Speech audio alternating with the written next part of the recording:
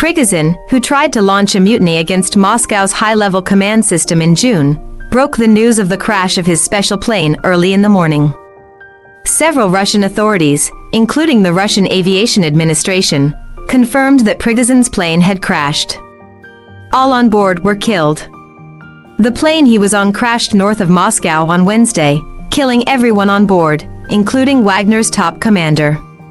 His death has not been directly confirmed, but Russian authorities say all passengers and crew were killed. Before analyzing the death of Prigozhin in the crash, we need to sort out three important details. First, Prigozhin's special plane crashed in Russia on the flight route from Moscow to St. Petersburg. The crash site was in the Tver region, about 160 kilometers away from Moscow. Second, Prigozhin recently appeared in Mali, Africa, which shows that Wagner is still in normal operation and has maintained contact with Putin.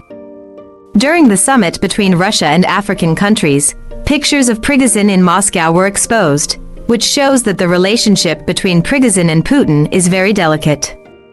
Third, Prigozhin's destination from Moscow was St. Petersburg, where the headquarters of the Wagner Group is located. Not long ago, news broke that Prigozhin wanted to transfer a huge amount of personal assets, and many of Prigozhin's assets are in St. Petersburg. Judging from the above three details, this time Prigozhin returned to Russia, it should be to do a big event and then fly to Africa. Some important people have accidents, and they often appear when they are about to do a big thing. Why did Prigozhin crash and die? If Prigozhin was murdered, who was behind it? To tell the truth, what happened to Prigozhin was really self-inflicted. Recently, the appointment and removal of senior Russian military commanders has been extremely frequent. It is obvious that Russia is not satisfied with the situation since the launch of the special military operation. Under the criticism, the Russian military has become the target of public criticism. Therefore, this will inevitably make some people in the Russian military become very extreme. Why not show some color to the guy who took the lead? In the armed demanding unpaid salary in June, the Wagner Group shot down several planes and helicopters of the Russian Air Force during the march, which inevitably intensified the conflict between the Russian military and the Wagner Group. We have no way of knowing the true attitude of the Russian government, especially Putin himself, towards the conflict between the Russian military and Wagner. But Putin has forgiven Prigozhin, not holding him accountable in the armed demanding unpaid salary and allowing him to go to Belarus, where he was promised asylum. If Prigozhin no longer tries to meddle in Russia's domestic interest disputes, those who try to murder Prigozhin in Russia will have little chance.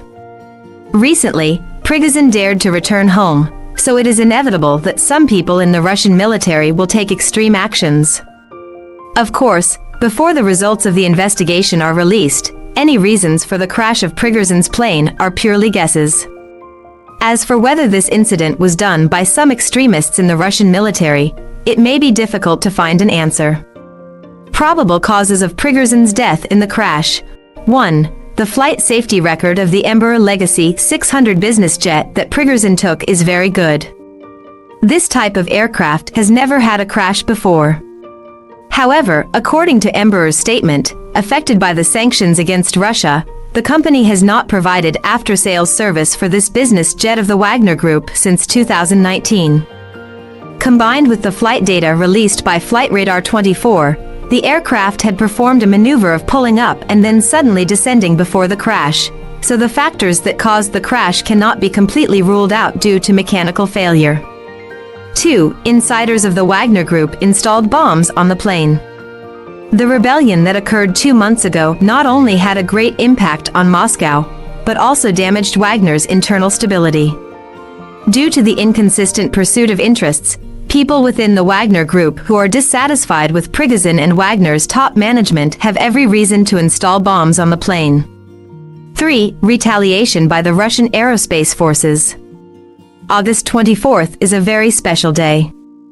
Just 2 months ago, on June 24th, the Wagner Group shot down several aircraft of the Russian Aerospace Forces in charge of air surveillance during an insurgency operation, causing more than 10 crew members were killed, and at that time, people related to the Russian Aerospace Forces vowed revenge.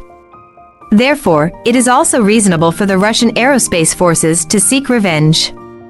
If Prigozhin's death was really a conspiracy, it revealed at least 3 serious problems within Russia.